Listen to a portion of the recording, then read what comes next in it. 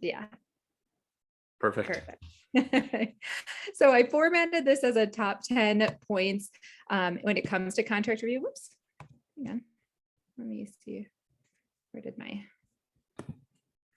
sorry, I just lost my page as I tried to switch slides. There we go. I think it switched. And as I go through these top 10, we're essentially going to be covering what the format of a contract looks like and a lot of the language that you'll see in most contracts to familiarize you with that. And then also to give you some tips on ways that you can start to negotiate your contract or think about negotiating it differently. Just to give a really quick background on who we are, I work with Contract Diagnostics, which is a company started by this friendly fellow in the photo, John Napino. And this company specializes entirely in physician contract review. That is all we do. We're a consulting company. We have lawyers on our team, but we don't just redline contracts. We're not a legal firm. We're here to educate. We're here to help you make sure that you understand your entire contract and feel ready and empowered to go out and negotiate it, or to ask us to negotiate it on your behalf. And just a really quick background on who I am. Like I said, I'm a practicing OBGYN. I do all locum tenens work now. I used to work in academics, but I have a ton of interests and I like to share those here because I'm not just an OBGYN. I'm also a mountain biker and a backpacker and a skier and all those other fun things. So we don't have to define ourselves just by our jobs. And then, like I said, I'm also the director of physician education. So I do a lot of lectures like this. I prepare a lot of resources and try to help share resources. The vast majority, if not all of what I do is free for physicians. I am just here to be a colleague, a resource, and educate away. So like I said, ask any and all questions that you have, whether they're during this time frame or afterwards. I'll give you my contact information. I just want to start, before we jump into the top 10, I just want to really quick run through just what the journey to securing a job looks like. It starts with one, finding the job, which we know is always a little bit challenging, and I'm happy to talk about that, but that's not the focus of my lecture tonight. Generally, the negotiations and the job finding really starts with your site visit. So I'll touch on that. A letter of intent for about 20% of positions, and then a full contract review and signing that contract for all of these jobs. When it comes to the site visit, that is your opportunity to start negotiating. So this is your chance to see what kind of resources are in your hospital, in your clinic, who your team is going to consist of. Look at the instruments if you work in an OR or do procedures. What kind of instruments that you have available so that you know if there's something missing that you want to be able to request to negotiate. That's an opportunity to talk about that there. I just like to remind people that the site visit's not the right time to be talking about your salary. Generally, they won't ask you about that, but if they do, it's just a great time to politely say, I really need to look at the whole picture. There's so much that goes into your compensation. And so you don't need to lock yourself into a particular number at that point. It's also, I threw up some photos here, places that I've worked. I have one from Guatemala, Steamboat Springs, Colorado, a small town in Washington. It's a really nice opportunity for you, especially if it's a move, to see if this is a culture, a setting, a place that you and your family can grow and thrive. And so take that time too to explore the area and get excited about that. Once you've done that and you feel like you're ready to move forward with the job, about 20% of the time, like I said, you're going to be offered a letter of intent. So this is where you want to start to have somebody start reviewing the contract with you or the letter with you, because this is where legal language starts coming into this and where you're starting to make agreements with your employer. So let the negotiations begin. Basically, what a letter of intent is, it's a preliminary commitment. So usually they'll say in there, this is non-binding, this is not your contract, but they are going to lay out a lot of the points that you will see in your contract. They'll be transcribed over, essentially. Your salary, maybe some of your benefits, your vacation time, CME money, start date. A lot of that will often be in that letter of intent. And so you want to feel comfortable signing that, because now that's going to end up in your contract. And if you sign it because you're excited and you get your contract and then it's all in there and you're like, well, actually, I really wanted a lot more money for this, they're going to look twice at you and say, but you already said that that was okay. We talked about this before. So this is really the time to get somebody on board looking at your contract, somebody who's really familiar with physician contracts. Once you start looking at this, they're going to be talking about position and expectations is usually one of the first sections in your contract. Doesn't have to be the first, but it's oftentimes the first. And this is an area that I really like to spend some time talking with physicians about what their what they personally expect their position to look like, because the language can oftentimes be very vague. You might see something as simple as a 1.0 FTE or just the phrase part-time, and then they don't define it any further for you. And when they don't define it in the paper, in your actual contract, it leaves you open to changes in those expectations. So they might tell you when you interview that, oh, your 1.0 FTE is going to be 4 days in clinic and a call schedule that's 1 in 5 because you have 5 total partners in the group. And then 2 people leave and suddenly that has changed to now you need clinic every day and you're on call 1 in 3. And so you want to make sure that you're protecting yourself from that potential change. And so the position and expectation section is an opportunity to start to include really specific language and just keep as much vague out of the contract and as much specifics into it so that you can really protect yourself throughout the assignment. Once you start negotiating all of that, a big question is, how do I know if what I'm getting is fair? And so we'll see that, for compensation benefits, is this in line with what other people are getting? Is this what the job down the road is going to give me? And that can be a complicated question because there's really a lot that goes into it. So I just want to start briefly by talking through some of the common compensation models and then how you can negotiate those models. And then we'll jump into a little bit more about how to know what's fair. So the main compensation models I have listed out here, basically some sort of salaried model where you know exactly what you're getting either on an hourly or a shift basis or an annual basis, and then RVU based and collections based. And so salary is what it means, it's a flat rate. There's really nothing that changes that other than your negotiation. So the RVU and the collections I'll spend a little bit more time on.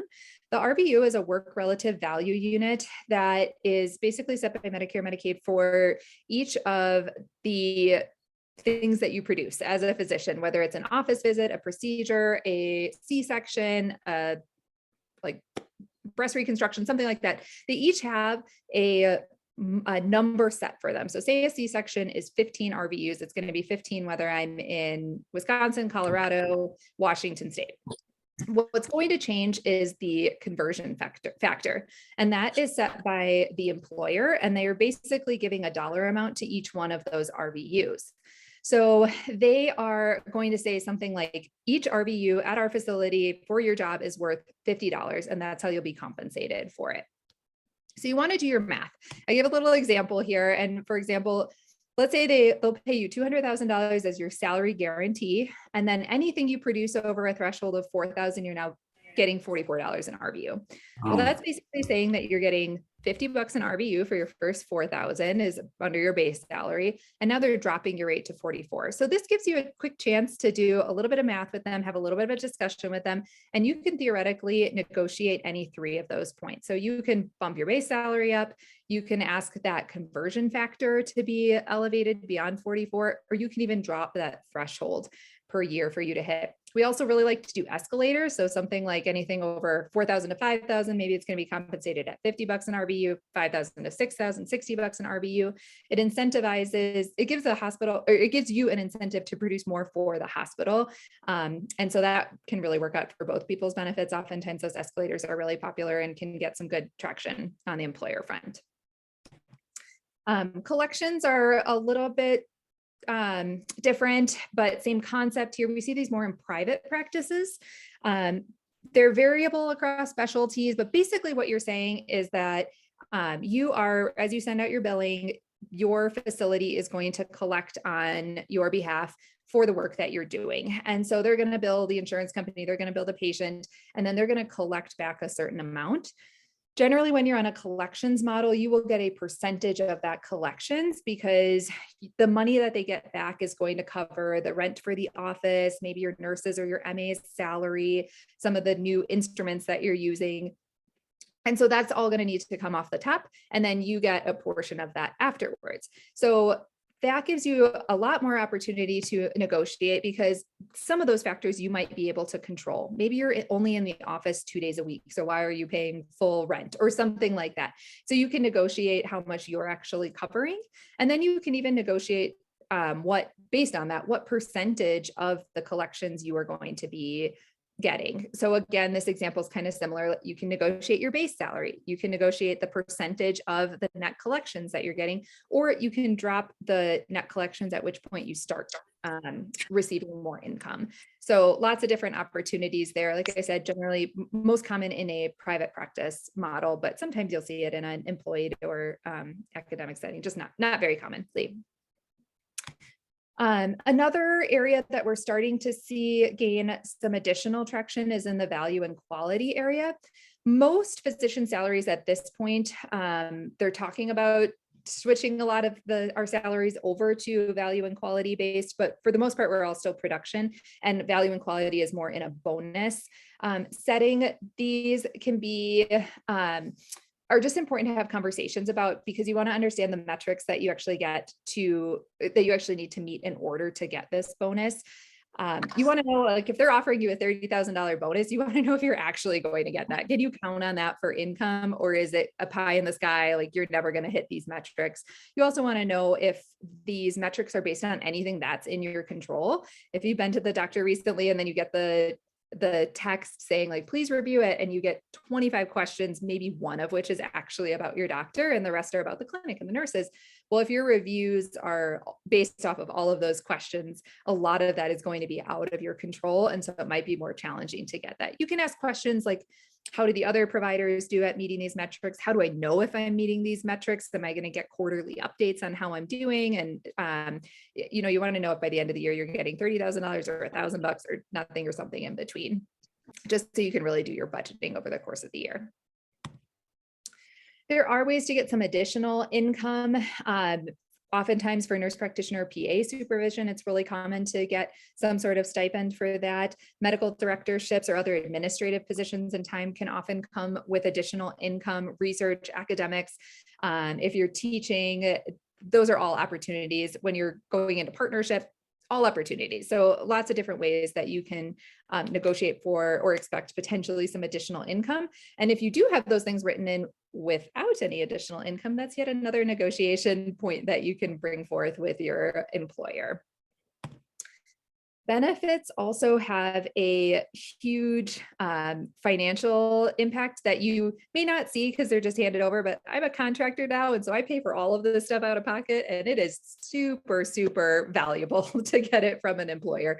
It's very expensive when you do it on your own. So it's really worthwhile to take the time and look at the benefits package that you're being offered by your employer to make sure that it meets your needs and your family's needs for your health insurance, your life and disability insurance. We do always recommend carrying your own life and disability policies because when you leave an employer, you also lose that policy. So that is something that's nice to carry along with you and know that it's available if it's important to you to have. So just one other extra point to think about. Retirement funds can be great. Getting a match is great. Vacation time comes for many people with there's no monetary value you can put on that. It's that valuable. Like, I love my vacation time. I love having time away. And so if I can't get my pay increased, if I can get extra time off, that's great. I love that. So some people really like to do some negotiations with their vacation time. CME time and funding is another area I do like to highlight. With COVID, I'm sure many of you saw that this was often withdrawn or put on hold during COVID. And so I do encourage docs to just ask how their employer handled that, just so that they know if this comes up in the future, am I losing those $5,000 a year, that week, a year that I was counting on? Or if there's still a freeze. I have heard of some facilities who still have a freeze on travel and fund use. So just one other little point to point out. And then board certification, you want to make sure that that time is protected and that those costs, which are super expensive to sit for those exams, they think we really want to, they are oftentimes covered by employers. And you just want to ensure that you are also getting that covered so that you're not having to pay $5,000 out of pocket to sit for your exams and then pay for your travel and your hotel room if you have to go to your oral board or something like that. So just lots of different areas that you can think about and a lot of different room for negotiation that oftentimes employers will say, oh, sure, we'll throw that in. Because for them, they don't really see that as a financial impact like they might on the compensation. So when we were talking about, well, how do I know if it's fair? We do offer a product that specifically focuses on understanding what seems reasonable for your compensation, what seems reasonable for RVU thresholds, collection thresholds, you name it. We've got a whole bunch. We pull all of the MGMA data. That's a big survey that is done on a yearly basis and published to share general regional data, or not general, but more specific regional data. And that's what a lot of employers will reference when they make your offer. They'll say, like, we're offering you the median MGMA data for this region. So that's something that you can use if you realize, wow, this is actually really far off. I'm not sure what survey they used, if any, or if they just made up a number. You can have some good hard data for them.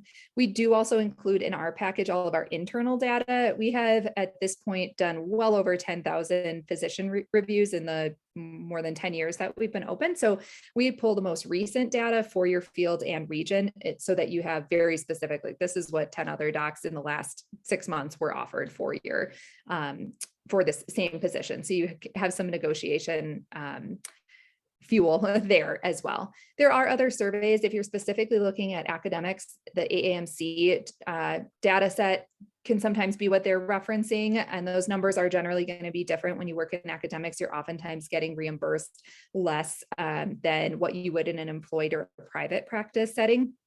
It just comes with the territory.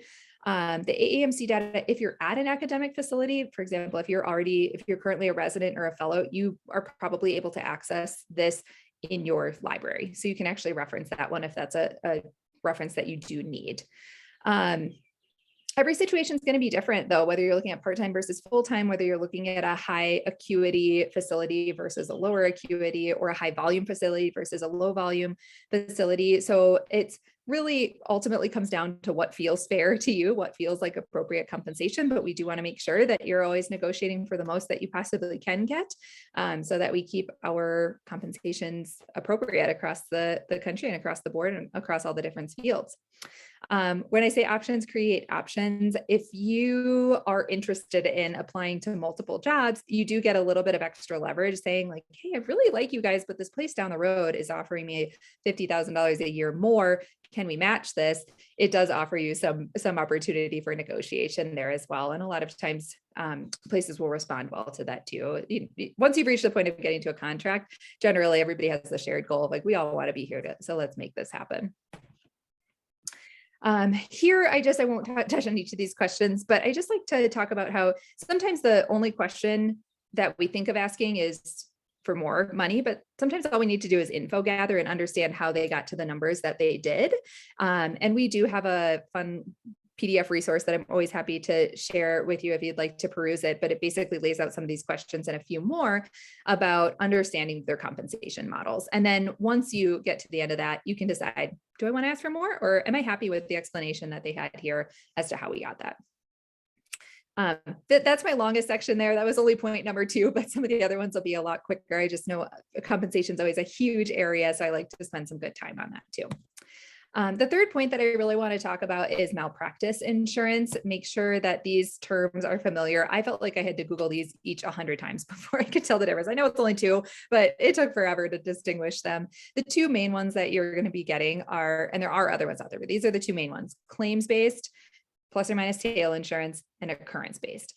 Occurrence-based is the gold standard. That means that it doesn't matter when the claim was made, you are covered. So if you're working for the company today and you get sued today by a patient, you're covered. If you're working for the company today, but you get sued in 5 years when you're not working for them, you're still covered by that policy. A claims-based means the timing of the claim does matter. So if you are working for the company on this claims-based policy, you get sued, you're covered. If you get sued in 5 years and you didn't buy tail insurance, which protects you wherever you are, whenever that claim happens for a specific period of time, you are out of luck. Pretty much always required to get tail insurance. as physicians, and you definitely want to be protecting yourself and having appropriate malpractice. So it's really important to know whether or not that's going to be included. It does come with a cost. As an OBGYN, I won't sign a contract that doesn't give me tail insurance. We can be on the hook for upwards of 6 figures when it comes to tail insurance. We had one doc who did 2 years, wanted to switch jobs, didn't realize her tail insurance wasn't covered, and she got a bill for $184,000, which is just absurd. 2 years out of practice, nobody has that kind of money. And unfortunately, it's not something you can mortgage like your house or get a loan like your car. They want a check that day. So it's really important to make sure you know whether or not that tail is covered. For other specialties like internal medicine, oftentimes you might only be looking at a $10,000 or $15,000 tail. So for you, that might be a plus minus. That might be fine for you to stomach that cost if you need to leave and buy your own tail at that end.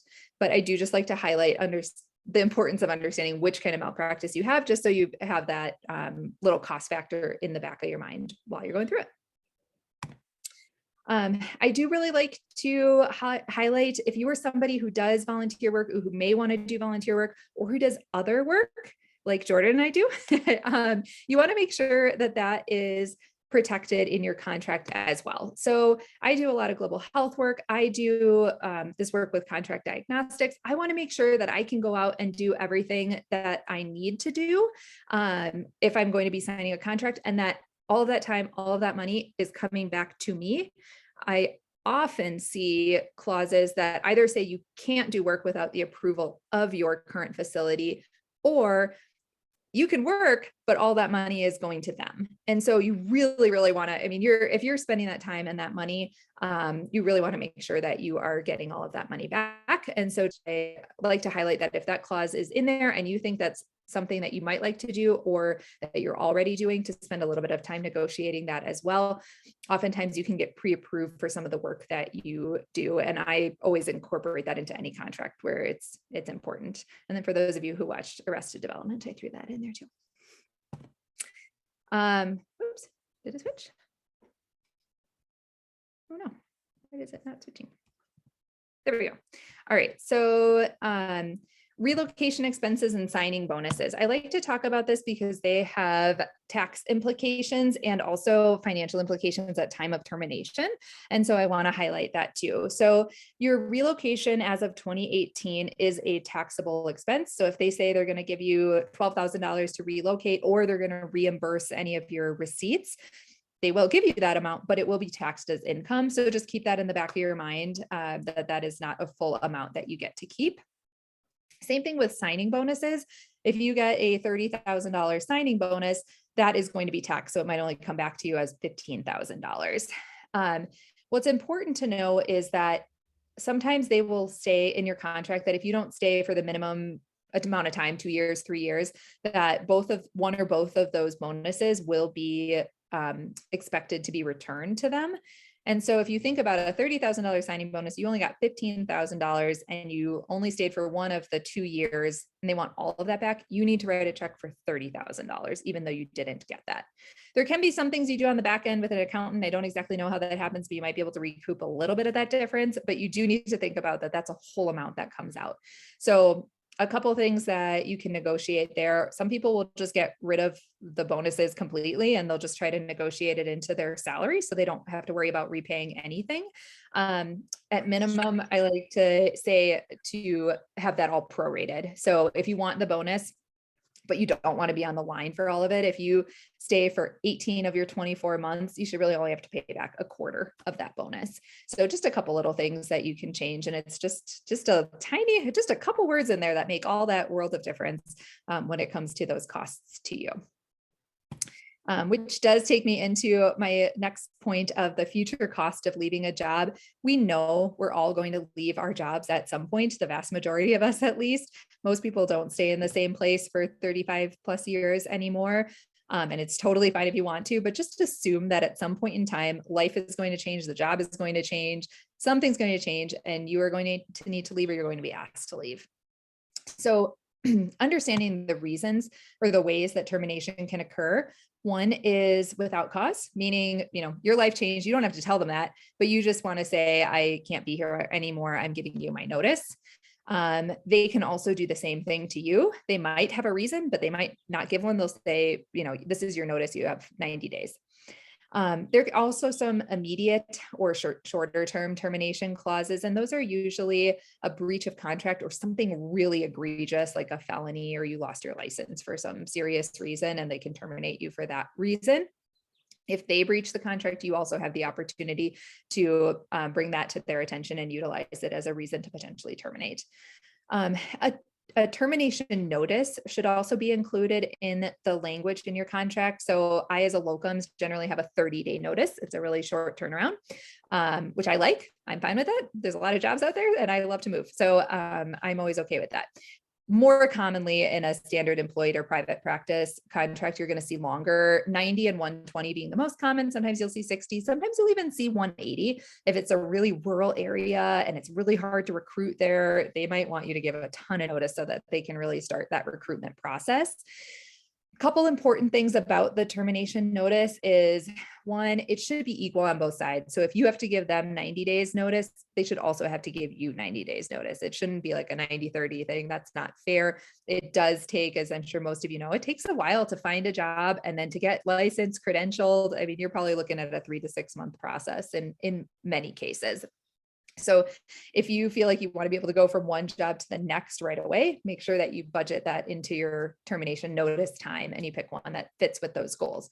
If you don't care and you want to take 3 or 6 months off, it probably doesn't matter what's in there. But there is oftentimes a cost with termination, and you do want to know what that's going to be for you. The bonus payback is one that I did mention earlier. So if you need to pay that back, keep that in mind. The relocation costs, same thing. And then if you need to buy tail coverage, those are all potential costs to you. I've seen some really maybe aggressive language, you could say, but people who have a salary guarantee, if they don't meet their salary guarantee, they may be responsible for paying back the difference in the salary. Like some of those costs can get really high. So I just really like to make sure that you know what those are, that you have a safety fund if you're willing to take on those costs, that you keep something in its own little savings account so you're ready to use it if you need it. Or if you're worried about them, work really hard on getting that language out or decreasing those costs as much as you can. The next point I like to talk about is the impact of restrictive covenants. So this is basically a category of post-employment restrictions. They're meant to protect the employer's financial interests. They're not meant to protect yours. The most common one that you're probably familiar with is the non-compete. These are all very state specific. So they have different like validity depending on the state that you're in. So that is important to work with somebody who knows the differences between the states and how that can impact you. But just to generally run through what these are, a non-compete is essentially saying, it's talking about your time and geography, and it's limiting your ability to work. So maybe for 2 years within 25-mile radius of your clinic, you cannot work in your current field. These can have really big impacts on people who are tied to an area for whatever reason. You love the area, your family's in the area, your spouse is or your partner is in a practice in the area and they don't want to leave, your kids are in school, you name it. If it matters to you that you can work in that area, you want to try to limit that non-compete as much as possible. They're often very hard to completely eliminate, but you can find ways to protect yourself. Some of the common ones, sometimes you can shrink the radius, but if you can't, one thing is just pick one location. So some of us cover like multiple clinics. Maybe you have, you call it a couple different hospitals. They could theoretically bundle, and oftentimes they will say any site that you're at has that same non-compete radius. And so your radius gets bigger and bigger and bigger. So one thing you can do is just pick one site, your primary site, have them just list that one. And so you know your exact radius. Sometimes you can shrink the time a little bit.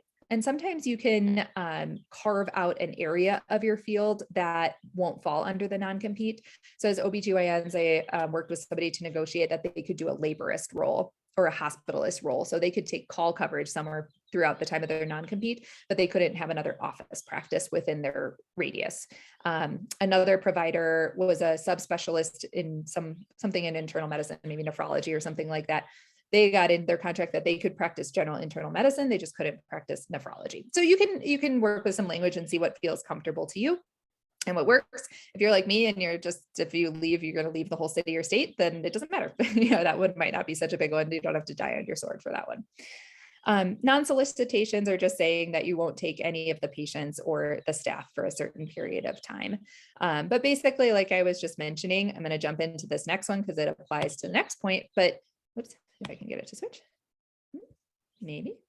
Come on, there we go. Know what your values are. So the best way for you to determine what's fair, what feels like too much of a risk or just the right amount is always going to be based on what you value.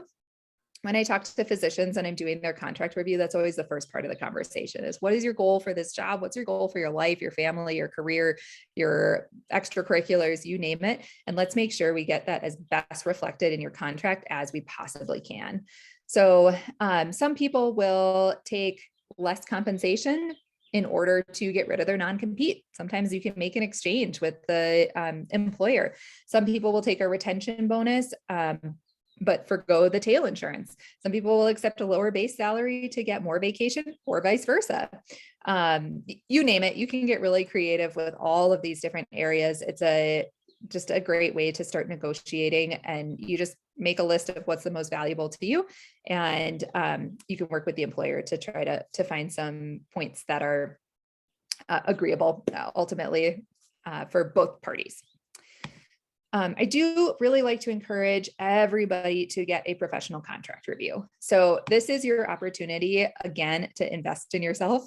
We have all invested so much time, so much money in getting where we are for between undergrad, medical school, residency, getting paid nothing during that time.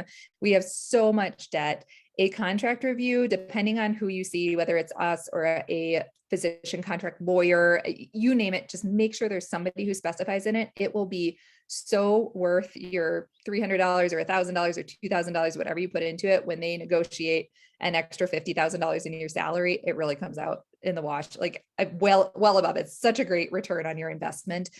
This is the time to make sure you are protected. You've worked so hard and spent so much to get here. So with every contract you get, please, please, please, I implore you to get it reviewed, make sure you understand it, and negotiate it as best you possibly can. Professionals do really help you identify red flags. You'll be able to see a lot of them, and not everybody's red flags is the next person's red flag, but generally, I really like to highlight the importance of clarity of language. So you really don't want there to be a lot of vague statements in there, because that leaves a ton of room for interpretation and for changes to your life and your schedule. If it really came push to shove, when these contracts end up in court for some reason, or you're just having a conversation with your employer saying, but that's not what I understood. And they say, yeah, it's just full-time. That's what full-time is now, that kind of thing. So making the language as clear as possible helps mitigate that red flag. There are certainly other ones in there, but that's a really big one. The last point I like to make, because we get this question a lot, especially now that so many of us are working for big employment companies or big employers and big hospital companies, they'll say, this is a stock contract. Every physician signs the same contract. This is non-negotiable. That is not 100% true. And everything is negotiable. Everything is always negotiable. So I really like to encourage you, please, one, at minimum, do our due diligence of reviewing the contract, at least know what's in there, because there might be some language that is in there that you just assume that it's okay, that they wrote something that's going to be nice for us. But sometimes there's something in there that will not resonate with you. And that might either be a reason to walk away or really make sure that you're having a conversation. So at least know what's in there. With these stock contracts that you get with some of the bigger companies, you may not actually be able to change the language that is in those initial 10 pages that they send you. However, very commonly you can get addendums or letterhead included that will add the language that you need and that you're looking for, that's more specific to your field. And they are very regularly amenable to that. So in that sense, everything is still negotiable. Even if you're not changing the text, you can edit the meaning of it in some sort of addendum or formal letter. The other thing that professionals can help you do, and that I really, my goal is that by the end of this lecture, and if we do a contract review together, you feel so well educated and so empowered to go out and negotiate on your own. That's my goal for all physicians, that we all feel so ready to negotiate all of our own contracts together. But some of the things that we can talk about is we can do some coaching. So just a few different things about negotiation. BATNA is the best alternative to a negotiated agreement. So have something in your back pocket. It's never fun to walk into a negotiation feeling desperate. People recognize desperation. We can recognize it in employers too. I see it all the time now as a locums doc, and you can really use that to your benefit. So you don't want them to be able to do the same to you. Have another job available to you so that you can negotiate for what you need. And if it doesn't work, you know, you've got another one that you're really excited about also, or have a good savings and be like, you know what, if this doesn't work out, I'll keep looking and take 3 months off and go travel the world or go backpacking or something like that. Those are all great alternatives. So just making sure that you feel really confident going into those negotiations, knowing that you can really give it your all to get what you want is really important.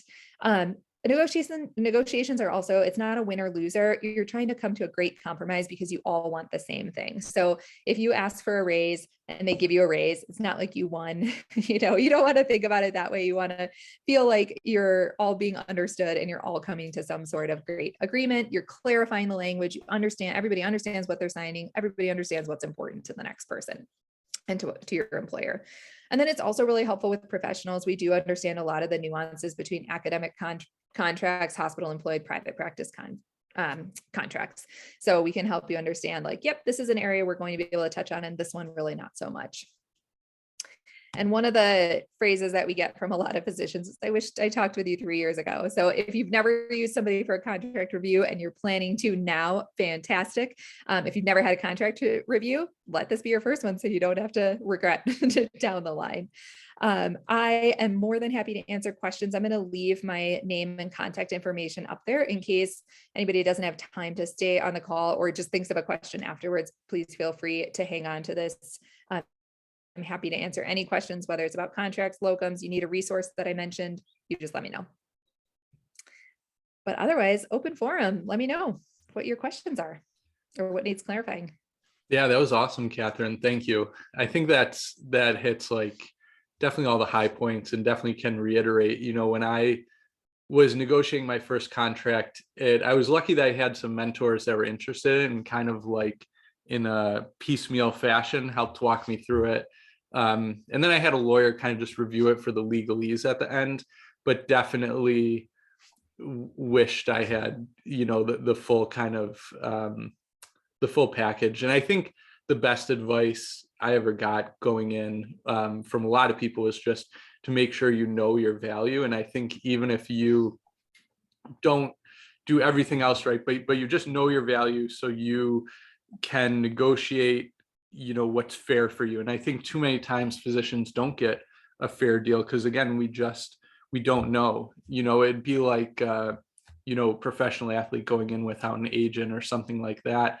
But even they're more knowledgeable because all the salaries are like essentially public knowledge, where physicians were, you know, most physicians are so tight-lipped about what they make and everything like that. So that is definitely a great point. One quick question I have, and then I'll open it up to everyone else. What for letter of intents?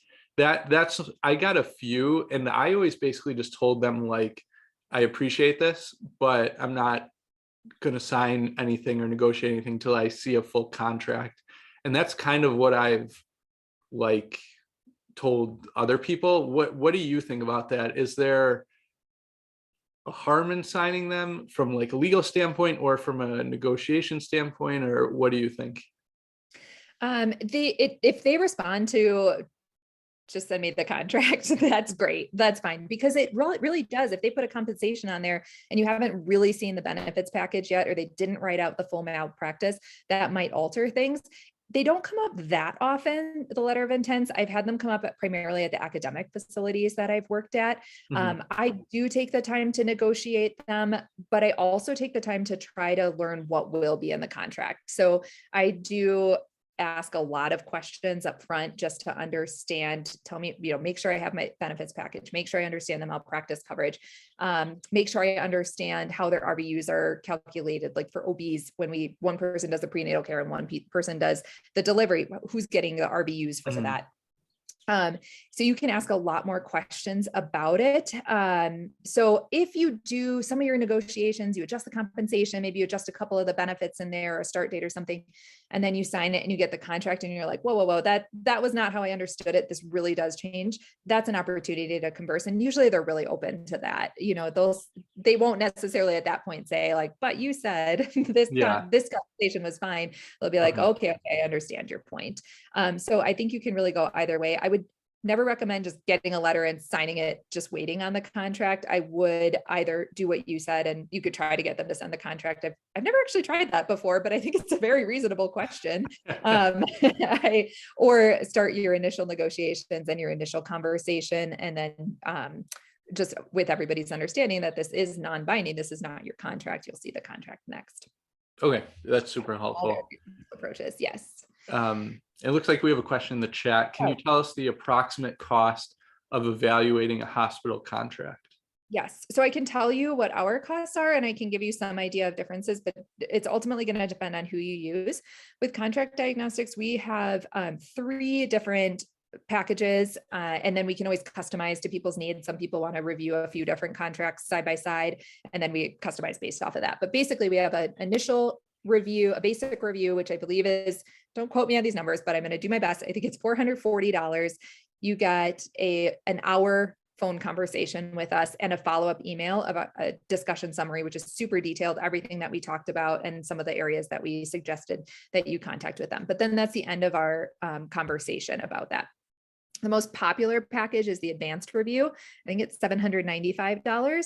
That one gives you an hour on the phone with us, and it gives you that same discussion summary. It actually gives you, before the phone call, like a plain language description of the contract that you have. And also it gives you that MGMA data to review your compensation data. And it gives you unlimited access to us for a year, I believe, after your initial contact. So you can do follow-up emails, or, hey, I wanted to run this other question by you. They sent this suggestion. What do you think? It gives you all of that time. So you can see why that's a particularly popular one and a particularly valuable one, because usually you are doing quite a bit of back and forth about your contract if you have areas that you're going to negotiate. And so sometimes another question arises of, they wouldn't give any leeway on this one. What do you think we could suggest next? So we're happy to help with that. And then the most expensive one, but the second most popular, is $1,900, which is where you get everything in the advanced review, plus we do all of the negotiation for you. Obviously, it comes with a much higher price point, but you don't really think about anything, and you just get to see the final contract and decide if you're okay with signing that. That's a great one. My hope is that you feel so ready and well-educated and empowered after the advanced review that you feel comfortable doing this on your own, but it is an option if you don't feel like you have the time, or you feel a little bit too anxious and you're worried that you're not going to advocate enough for yourself. We're always happy to do the negotiations. For residents and fellows, we have a flex pay option. Since I know those always sound like big sums right up front, we have one, you can do a down payment and then a monthly payment. It's all interest free. So you don't have to worry about coming up with $795 right there and then on the spot, because I know that's like a quarter of your salary right there in a month. So that is a really nice option. An attorney, you just have to ask their rates. They're usually going to be on a like minute by minute interval or 15-minute interval or whatever they do, anywhere from $300 to $600 an hour. Oftentimes one thing I just caution against with attorneys, I have nothing against attorneys. They're fantastic. If they specialize in the area, perfect. But sometimes they're just you send them your contract and they'll send you one back that just has red lines through it, where they just rewrite it for you. They're not necessarily explaining to you what's in the contract. They're not necessarily thinking about what kind of an impact this is going to have on your life and your day-to-day time at your job or away from your job. And so sometimes they're just really just looking at the legal language. And so I really strongly encourage you to work with somebody who can tell you what this is actually going to look like and feel like on a day-to-day basis, if it's not us. And that's totally fine. There are attorneys that do that. Just make sure that you find one of those. We do have some names of people too. If you're concerned about a particular, going to court with something, we don't do like legal representation. So we can always get you in touch with somebody like that too. So hopefully that answers that. And I have a PDF about our costs. If you're interested in that too, I'm happy to send it. I see another chat in here. You mentioned taking time off between jobs if it doesn't work out. How do you explain that gap, which is on most applications? I'll answer that one first before I jump into the next one. So that is, you can just say time off. If it's not more than, I mean, they'll almost always make you explain it if it's more than 30 days, but if it's not more than, I think it's a year or might even be more than that, it doesn't have an impact on your like board certification. Some issues that might come up is if you're in a procedural or a surgical subspecialty, you might have to have a certain number of cases within the last year or two in order to get credentialed and privileged at a hospital. So that's a slightly different question, but just something to think about when you're taking time off, that you make sure you'll be able to get into another hospital on the other end without having to do all this extra like training in advance or having somebody always chaperoning you all of the time. But I mean, you can take personal time. There's nothing, I take time off all the time, and I've never had anybody think twice about it. They're always like, oh, that sounds like fun. You went mountain biking that's for a month. That sounds great. You know, people are happy to hear that we have lives outside of medicine, and then happy to hear when we're ready to get back into medicine. Secondly, you sound like you change jobs frequently with locums and do credentialing for each, presumably. So there's a good resource or service that can help with maintaining these records and getting references in previous hospitals to respond to facilitate faster credentialing. I feel like this is a job I should create where there's just like a central database. That would save us so much time, but nobody likes to do that. All the hospitals like to have their own credentialing. What I do to keep myself organized is I keep my CV updated with every new assignment. And I also keep a Word document of every hospital affiliation I have, all the addresses, phone numbers, dates, contact information, anything that they could possibly ask for on credentialing. Every malpractice policy, I have all of those. There's also the PAQH, something like that. It's an online database that you can put all of that in. I've worked with 2 places that pulled their credentialing information from there. So I do keep it updated for that reason, but it's not being used all that frequently. It's also not that locums friendly. Like, it's meant for people who are employed. So everything looks weird that I put in there. It just looks confusing. So otherwise, and then it looks like somebody said HPAC is working on this and an app. So hopefully, yes, hopefully one day we'll just be some central thing. But if you do plan to move a lot, I am a huge fan of keeping a running document, because then once you go to credentialing, I just email those documents and say, here, you can copy paste all this information and everything you need is there. And they'll usually do a lot of that for you. Do you have experience in negotiating cost of living adjustments into a contract? Are these common, difficult to add, and what's a common adjustment? This is actually something I've worked on recently. It's a tough one. I'm working in Park City, Utah right now, where the average cost of a single family home is 1.95 million. It's insane. And a $200,000 to $400,000 physician salary doesn't buy a house that price. So you really have a lot of conversations about cost of living adjustments. There hasn't been, I'm not personally negotiating this, but working with somebody else in the area for it. And it's a really tough conversation to have. I have been trying to look into a little bit more, like, can we get with anything that gives you or like, you don't have to worry about taxes off of it or something. Right now, I think the best way to negotiate is just to highlight, this is the cost of living here. And so this is the salary that I need in order to be able to pay my mortgage or to cover my rent or whatever it is, and negotiate it into the salary. I have not had much luck with a specific like cost of living term. I don't think it's off the table. We haven't gotten anywhere with it right now. So I'll keep you posted if we can, because I think it's coming way more into play now as the housing rates have gone way up, interest rates have gone way up, like gas rates, everything has gone way up. Our budgets are like way different and our salaries are not following that trend in the same area. So all the more important to continue to negotiate your salary if you're already in a job and you're happy with it, but you want to keep your salary like up with your cost of living, up with inflation rates, all of that. So keep negotiating. We're always happy to negotiate that too. Yeah, and my group was actually we negotiated a 3% yearly increase. Not that the current rates of inflation are much higher than that, but we were able to get them to agree to that.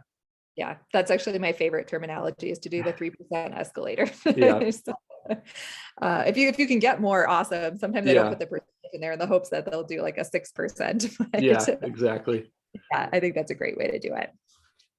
Have you ever negotiated a monthly stipend for people who are still in residency or fellowship? Yes, that is something that you can negotiate. It tends to be kind of specific to places that are really struggling to recruit, which is actually a lot of places right now, but generally it's going to be in somewhere more rural where they know it's probably going to take them a year or two. And if you're willing to sign, let's say you have a 4-year residency, if you're willing to sign in year 2, it's not uncommon to get like a $1,500 to $4,000 a month stipend. Like you can get some pretty decent stipends when they really want to lock you in to that. If something changed and you didn't end up going, you might end up with needing to pay all of that back. So just, make sure you're really settled with that too, but it is nice to be able to get that additional stipend. And it is, I'm not going to say common, but it's not uncommon by any means. Somewhere that's like, recruiting, getting 30 applicants for every position isn't going to do a stipend, but somewhere that, you're training for a subspecialty, like your fellowship is in something that is not particularly common. I don't know, peds neurosurgery, something like that. And you're willing to go to an area that's maybe not a hotbed for that. You'd be the only one or the first one or something. You would likely be able to get some sort of stipend or an earlier bonus or something like that.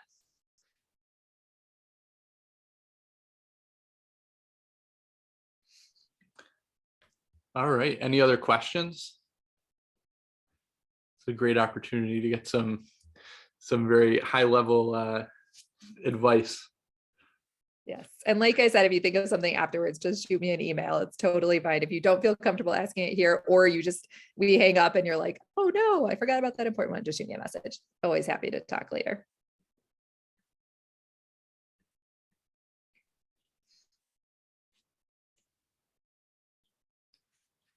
All right. Well, I guess with that in mind, we'll here we go.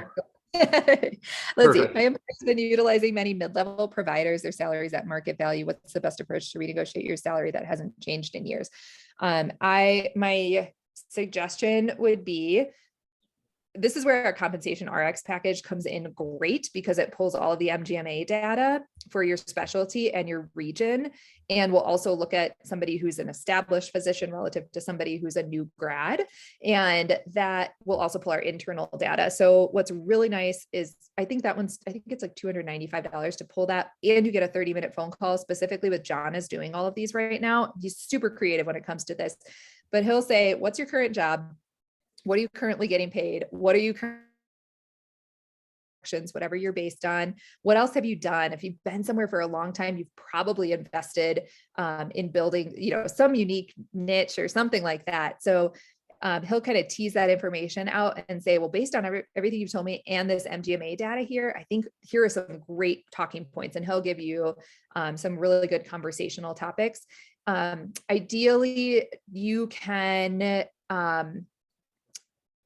bring that to the table before, depending on where you are. If they do like a annual budget cycle, like with academics, you want to be able to have that conversation before they set the budget for the next year. You also want to time it with when your contract renews so that it is in time for that renewal and that it goes on with the next year. So there's a few different things that you can think about there.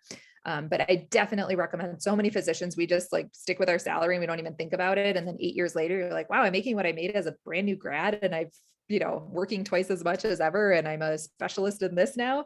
No, we definitely deserve a raise at that point. So the more often you do it, you can do it every year. Absolutely. It's valid to do that. But I would say at least every 2 years, be having that conversation with your employer. So it's just a normal part of the conversation if you don't already have your escalator built in. Is that product and data available for locums as well? It is, but it is not as robust.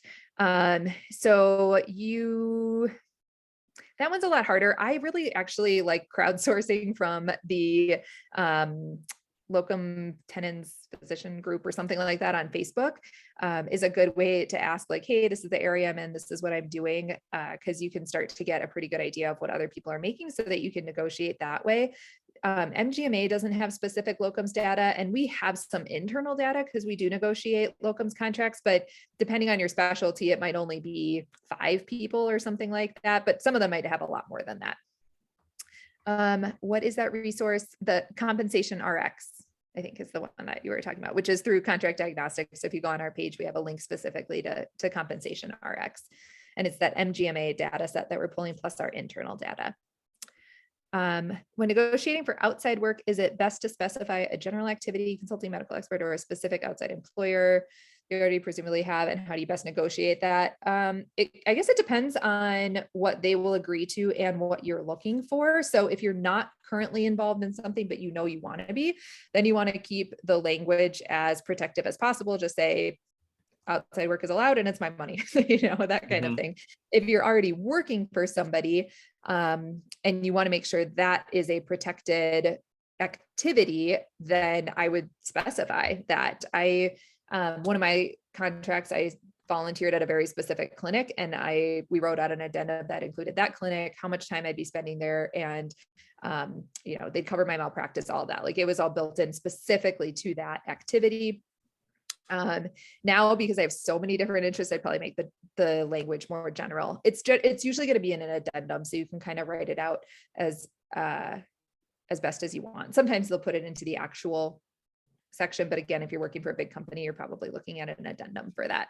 I do, like with the global health work that I do, when I worked in academics, I had 2 weeks a year, protected time, separate from CME, separate from vacation, and I could use my CME funds to cover that time. So that was one of the things that I negotiated. That's very specific to me, obviously, but it is specific to you, so you can do whatever you want with that.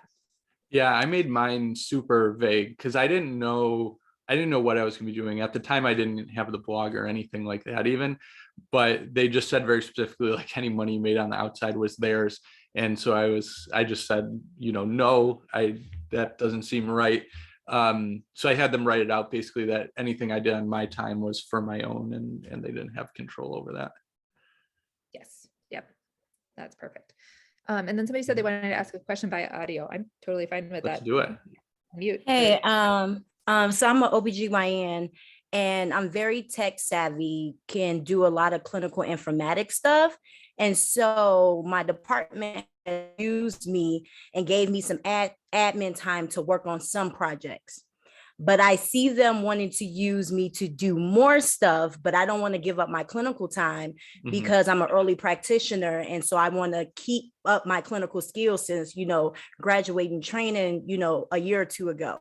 But I'm willing to work more if they pay me. How do I even have that conversation to do, to be contracted or to get some type of compensation to help them in their clinical informatics department? Yeah, that's a great question. Such a cool niche. That's really awesome. It sounds like they already have a need and you've already established yourself as a bit of a specialist in that area. So you probably have a really good opportunity just to start having a conversation with them. And as they share what they're looking for, I would kind of make note of that and determine how much time it might take you to do that and what you could bring to the table. And then depending on who's asking for that, maybe your department chair would be a good person to sit down with and just say, hey, this is something I'm really interested in. I'd really like to, this would really help me professionally and personally. And it will obviously have a huge impact on the department and our ability to be more efficient and productive and generate more money. I want to do this in addition. How can we compensate? And you can start with that. You can just start with really something basic and then see what they're willing to offer. Because you never want to say like, I'll do it for $15 an hour. And then they're like, oh, we would have paid her a 500 and what a deal. You kind of want to see where they're starting. And then you can go from there. If you know about how much your time is, or about how much time it's going to be a month and or year or whatever, you can negotiate it project based. If there's something really specific that they're working on, you can mentally think like, that's going to take me 10 hours. I want to be making $200 an hour. So I want $2,000. Can't do math on you can do, I just want a monthly stipend. You can do, I want an annual stipend. You can do, I'll keep track of hours. Those are probably some of the best ways. Generally, you can add that if you already have a current contract with them, it's still going to fall under your W-2. I don't think you need to I don't think they would have you suddenly as a consultant on a 1099. They should be able to just add an addendum to your current contract and then it'll be effective that day or whatever they tell you it's effective. Yeah, that's a really cool point. Good luck with that one. Very cool. Great. Yeah. All right. Well, I think I want to be mindful of everyone's time, and I think we're right at the 1 hour mark. So this was really awesome. Thank you all for joining, and Catherine, thanks for sharing your wisdom. If there's any questions that come up, obviously you have Catherine's contact and my contact. Just feel free to reach out. And I guess I see Eugene asked one last question, so let's squeeze it in. With locums, what's the best way to determine the recruiter and hospital's budget? Generally, what you get paid is about a third of what the locums company will get paid. So if you make $100 an hour, the hospital's probably billing the locums company, or I'm sorry, the locums company is probably billing the hospital about $300 an hour generally. So they are taking a lot of overhead there. The hospital's budget, I mean, if they're looking for a locums, they're going to be paying quite a bit. They probably do have some sort of budget. You don't really need to worry about theirs so much. Just think about yourself in this sense. If you can get a per diem contract, like contract directly with the hospital, that does give you an opportunity to make more money because you're cutting out the middleman. You do also lose the support for the credentialing and the licensing and all that. So you're going to have a contract. You have to be way, way, way more specific, make sure that everything is, all your travel, everything is still covered. But I don't think you really need to worry so much about their budget. You just make an offer for what you're willing to do. Generally, the hospitals will often say, like, this is what we're offering for this position. And the recruiter will probably bring that to you. And then you can determine, like, yeah, that looks really generous, I'm just going to do it. Or, well, I'll do it for $20 extra, whatever, an hour, something like that. So lots of different ways that you can talk. I negotiate my locums contracts all the time. So definitely an opportunity there too. And right now there's just so much need. So there's a lot of room to negotiate. There's always a bad now. There's always something else to do. Yeah, but thank you guys all so much. I think I'm able to get most of your emails from Jordan, so I'll send a follow-up thank you email that, again, has my contact information, has a couple of the resources that I mentioned that are usually the most popular ones, so you have that as a reference. And then, like I said, just feel free to reach out if you need anything at all. Questions. I really appreciate you all being here tonight and sharing your time with me. All right. Thanks, everyone. Have a good night. Bye.